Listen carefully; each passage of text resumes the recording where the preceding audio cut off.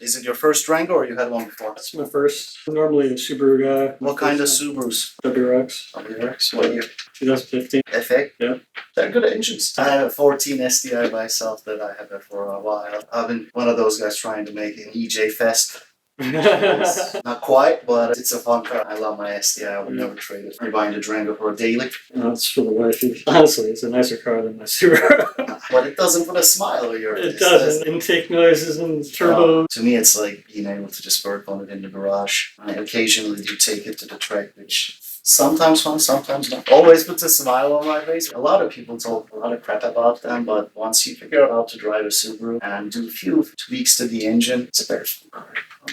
I go to the shop in Stratford. I don't know if you're familiar with it. The tuner shop? Yeah, I know that guy. Mike Body. He was getting good numbers with the new WRX platform too. I just don't like the additional plastics over on the car. Yeah, it doesn't look good. No. It reminds me of like a Subaru Crosstrek. With the front, yeah. Yeah.